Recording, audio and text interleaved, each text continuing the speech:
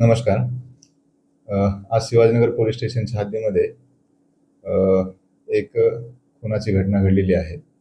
त्यामध्ये सीमा कांबळे वय 42 वर्ष या महिलेची हत्या झालेली आहे.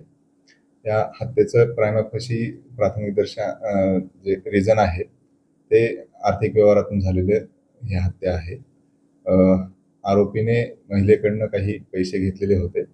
त्या पैशाचा वापस करण्याचा तगादा लावल्यामुळे आणि ते पैसे वेळेवर न देण्यामुळे दोघांमध्ये वाद निर्माण झाले होते.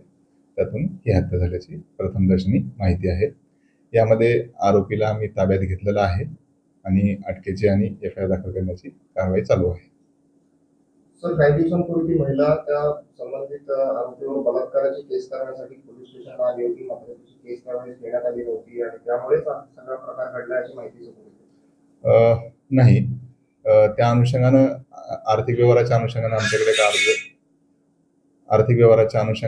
आमच्याकडे एक तक्रार अर्ज प्राप्त आहे. त्या तक्रार अर्जाच्या अनुषंगानं दोघांचा आर्थिक व्यवहार कशा पद्धतीनं पूर्ण व्हावा या अनुषंगानं त्यांचे स्टेटमेंट झालेले होते आणि ते व्यवहार पूर्ण ते स्वतः करून घेऊन त्यांच्यामध्ये समेट निर्माण झालेला होता.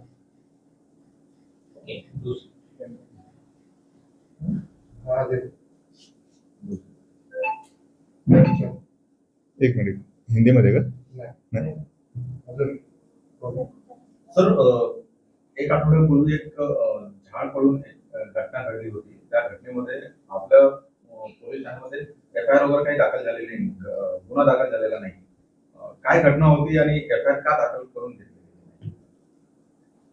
या अनुषंगानं पोलीस स्टेशनला याविषयी तक्रार प्राप्त झालेली नाही असं आमचे सिनियर पी-आयनी सांगितलेलं होतं. मी त्या अनुषंगानं पी-आय साहेबांना ऑलरेडी इन्स्ट्रक्ट केलेलं आहे की ज्या व्यक्तीची वाहनचे नादुरुस्ती झालेली आहे आणि ज्या व्यक्ती जखमी झालेला आहे त्या दोन्ही लोकांना बोलून घ्या आणि त्यांच्या तक्रारी घेण्याचं मला सांगितलेलं आहे. लवकरात लवकर गुन्हा दाखल करून घेऊ. सर, 4 दिवस अगोदर आपल्या शिवाजीनगर पोलीस स्टेशनमध्ये कुत्र्याच्या अंगावरून एका बस चालकाने केलेला आपण एफ-आय-आर केलाय रात्री 2:30च्या दरम्यान. अद्याप कारवाई झाली नाही समजते. माहिती घेऊन